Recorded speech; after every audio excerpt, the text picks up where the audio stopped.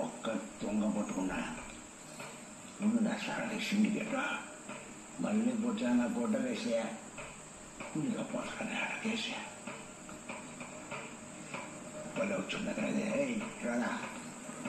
తీసేసుకోరాడు కాదు తమ్ముంట పట్టుకోరా తమ్ముంట పట్టుకోరా కావద్దా నువ్వు కూడా చేయరా